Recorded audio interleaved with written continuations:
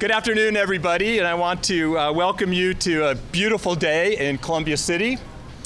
Before I have the privilege and honor of introducing you to our city's leader, but before I do that, I want to take a moment and recognize the business owners, the property owners, and the people of Columbia City for their tenacity, their resilience, their craziness at times. We have survived this crazy pandemic that we have all found ourselves involved in the last several months. But I just want to take a moment and recognize that we're sitting right now, we're in what we call the patio of Columbia City. It's kind of ground zero for the business district. And the business owners got together. In some business districts, there might be competition. In this business district, it's all about love and collaboration. So what we see around you are tables and chairs and tents and cleaning solution and paper towels and you name it, all donated by the business owners. And we kind of act as a cooperative and a collaborative group that just helps maintain and keep it clean and organized and fun. And it's just a sign of our resilience. There is one thing as I'm introducing the mayor that I want to say about her leadership in Columbia City. Every time she has visited this business district, she's been received with open arms. And that's a huge statement to say in an environment that is so wrought with challenges and issues. But one of the things that we know about City Hall and about the mayor in particular is that on every visit you have asked, what can we do for you? Whether she's asking the leadership of the BIA or just individual business owners, the very first question that comes out of her mouth is, what can we and what can I do to help you? So Mayor, I want to thank you for your personal affection. I think maybe Columbia City is one of your favorite neighborhoods, I'm just saying. And just for your support over the years, personally and professionally, I can't thank you enough. Thank you. Well, Joe, thank you so much. And I want to thank everybody. You're going to hear from the different people up here today. Welcome to the patio. It is so great to be back here. I was here a few weeks ago in Columbia City before we had this package for the American Rescue Plan, and doing just that, listening to small business owners. It has been so hard these last 14 months. I don't know a single family, a single business, or a single worker that didn't have a tough time. And back in February, I gave my last State of the City address. And I focused on those big challenges that I thought we had to get through this year in order to start rebuilding and recovering. And just to go back in time a little bit, in February, the Seattle Fire Department had only vaccinated 4,400 people. 4,400 people. We have changed that. Our city leads the nation, maybe tied with San Francisco, on getting to community immunity. We delivered our 100,000th dose at Lumen Field. And every time we ask the people of the city to stand up and do the hard thing, they've done it. We are now the city with the lowest incidence of disease, hospitalizations, and deaths. And that happened because of the hard work that teams across the city did to pivot overnight to help small businesses, to be one of the first in the nation with an eviction moratorium, to really focus on how do we get arts and culture supported and small businesses and workers. And we did it all with no roadmap. And every time we asked people to do the hard thing, they did. And it was a hard, hard year. And today we're here to talk about small businesses apart, that part of our package. I really want to thank council members Mosqueda and Gonzalez, who with me sponsored the rollout of this and are still very strong leaders on this, as well as the other council members who we came together because we knew how important it was for the city to be on the same page, for us to be really focused on the values that not just I ran on and I talked about in my State of the City, but that we know are the values of Seattle. And so today we're talking about historical investments that we're making in small business recovery. We know that the impacts of this pandemic didn't hit people equally. We saw economic disparities in the city before the pandemic, and they were really laid bare. Too many small businesses were forced to close.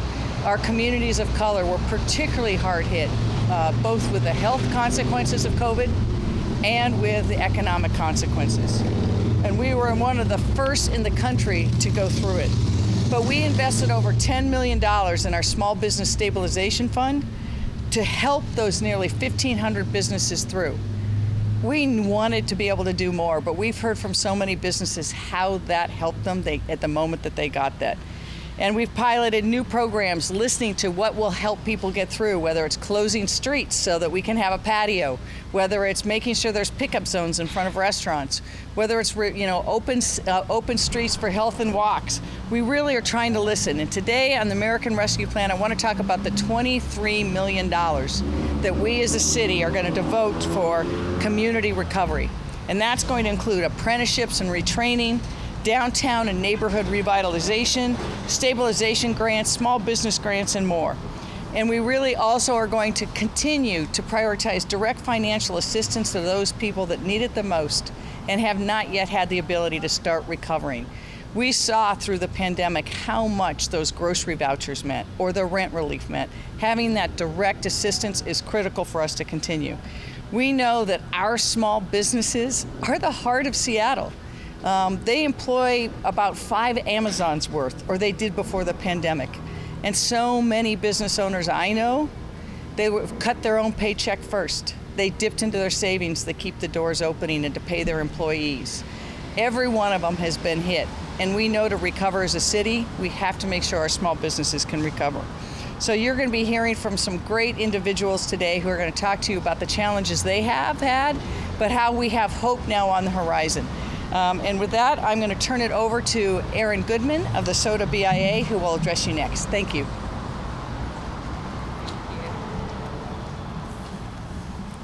Good afternoon. Erin Goodman, the Executive Director for the SODO Business Improvement Area. And I'm so happy to be here in Columbia City on this beautiful Seattle day.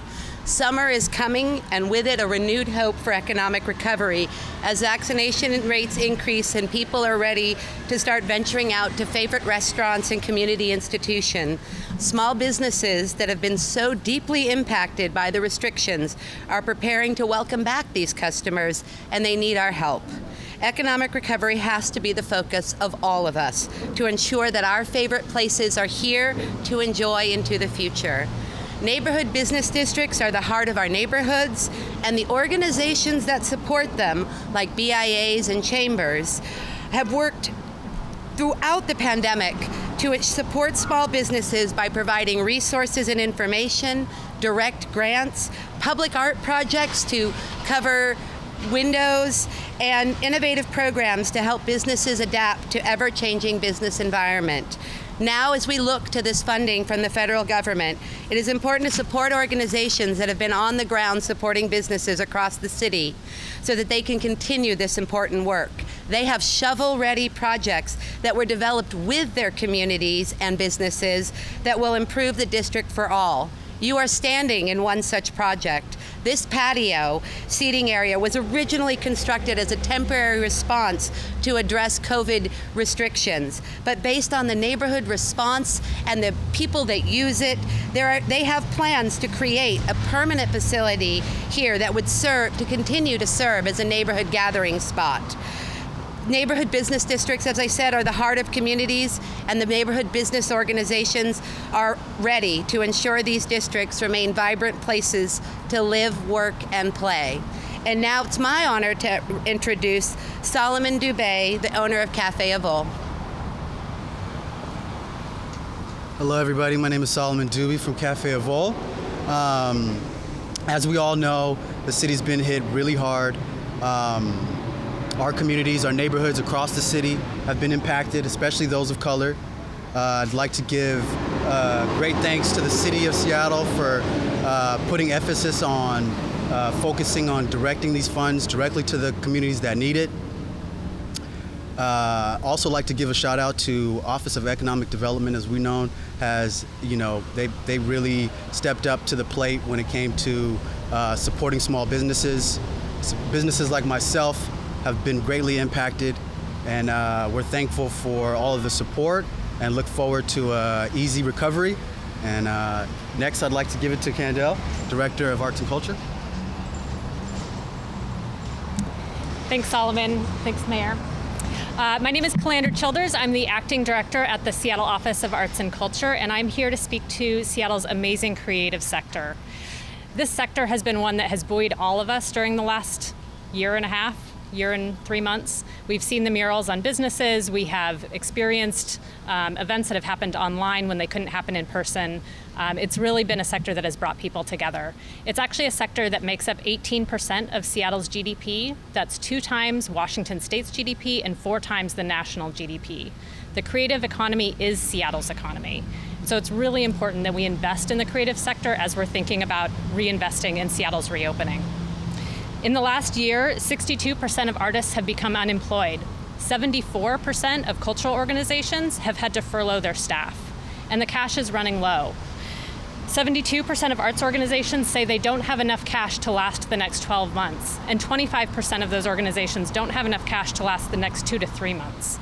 So the urgency is now. We need to invest in this sector so that we can bring them back, and so that they can bring us back, so that they can bring us back to enjoy arts and culture together in the way that we haven't been able to in the last year. These organizations need recovery grants to bring their staff back so that they can do the kinds of modifications to their buildings that are needed to keep everybody safe, both their staff and the patrons. Sometimes that means moving seating around, sometimes that means different kinds of ingress and egress, what we need to do so that we can continue to enjoy these things that bring us all together. And most of all, these organizations need this funding to be able to present these artworks so that we can grieve, so that we can reflect, so that we can come together. That's the most important thing. So we're really appreciative of any support that can go to the creative sector in this time. Thank you, Mayor. Thank you so much. The street noise is happy because we remember when it was completely silent. And I feel like, we are not done yet. We still have so many challenges, and we know that in every neighborhood, every community, every family, every business. Our city is still many people grappling with COVID, and we will be in that for a period of time. But we do now know that there is hope, and there is transformation and recovery that's available. I just want to give my personal thanks to each of the people here today, but also to every small business owner and worker across the city. These have been, for you, the hardest times. And as we recover, we have to root our recovery in equity. When we saw the pandemic hit and then the George Floyd murdered and the racial reckoning we're going under, we saw so starkly how our communities of color fell further behind. The first hit economically, hit harder with healthcare. We had to really focus to get vaccinations into Black and brown arms because we saw that if we didn't, there would be a disparity in that recovery. And so as we move forward, that will continue to be my focus as mayor, working with the council and with all the city departments. I also have to thank city workers. They continue to show up throughout this pandemic and do everything from permitting these spaces and then listening on my walks to come back and say, can we make this permanent for a period of time? And saying, yes, we can give street permits for that. Making sure that our utility program, that if people could get their discount, there was a way to get it. Delivering hot meals to seniors, doing all the things we normally did as a city, but also working to really offset the very hard impacts of COVID while standing up a first-in-class across-the-nation testing program and vaccination program. So I'm enormously proud to have been mayor through this period of time and seeing how city government, but the people and businesses of the city responded. Any questions? All right, everyone enjoy the patio. We'll be back here again.